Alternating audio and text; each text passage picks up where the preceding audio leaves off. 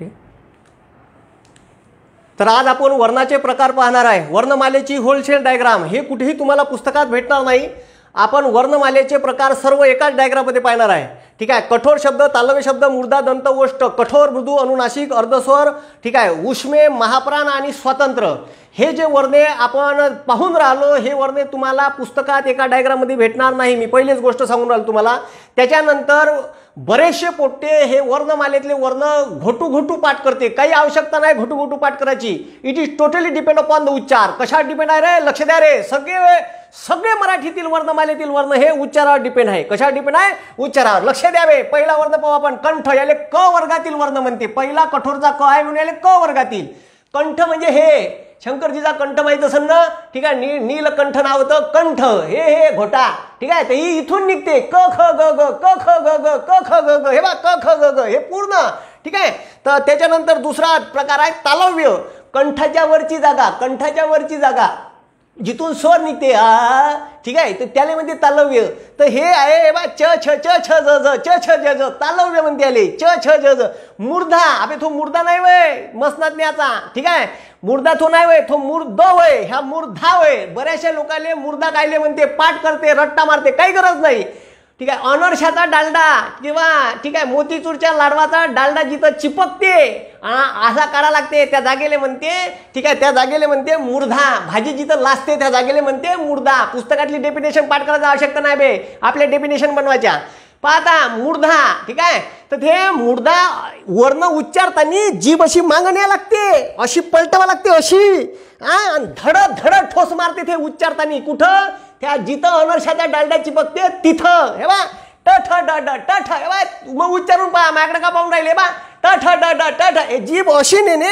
ठीक आहे. अशी करणे दन्न ठोस मारते. ठीक आहे. ट ठ ड ड ट ठ ड ड ट ठ ड हे पूर्ण ट ठ ड ढ न र श.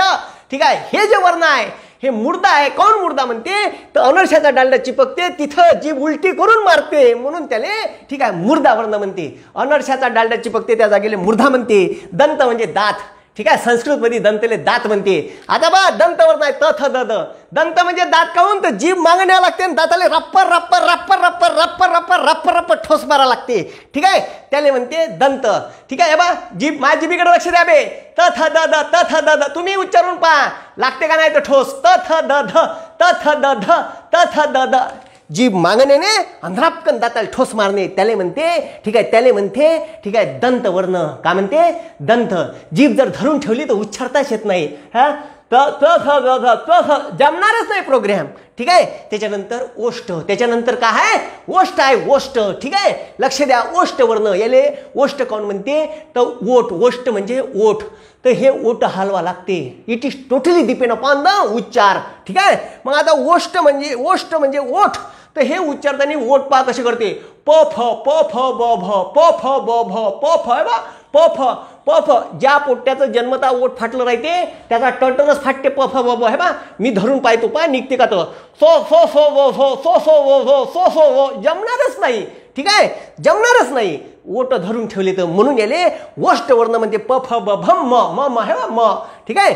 मग त्याच्यानंतर पहा वरचे कठोर, मृदू, अनुनासिक, पर सवर्ण, उष्मे, महाप्राण. पाहता महाप्राण तिकडं ह महाप्राण ह दिसला का? ह हा एकटाच आहे. ठीक आहे. आणि 14 महाप्राण आहे पुन्हा. नंतर पाहू एकटा. महा म्हणजे पाबे. महाप्राण कोण म्हणलं त्याले? महा म्हणजे मोठा. महादेव मोठा देव शंकरजी आहे का नाही? महा म्हणजे मोठा. महाराष्ट्र महान असे राष्ट्र, मोठे राष्ट्र. तसंच महाप्राण. महा म्हणजे मोठा आणि प्राण म्हणजे श्वास. प्राण म्हणजे काय? श्वास. अबे शब्दावर डिपेंड आहे. शब्दावरून अर्थ कळते त्याचा. महा म्हणजे मोठा आणि प्राण म्हणजे श्वास. ठीक आहे. तर मग मोठा हृदयात जेवढाही श्वास शिल्लक आहे तेवढाही तोंडातून सोडा लागते तर आपोआप ह निघते. पहा कसं निघते ह. हे बा दमीला बुडकं पाहिलं सर ना तू तू. हे बा अबे का त्या बुड्याले ह म्हणायला लावून राहिले का? मराठ टाइम आले मन बुडग्या क ख ग ग नाही. ते दम जेवढाही छातीत श्वास आहे तो तेवढाही सोडून राहिलं.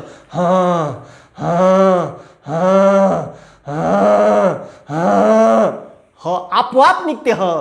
ठीक आहे. महा म्हणजे मोठा आणि प्राण म्हणजे श्वास.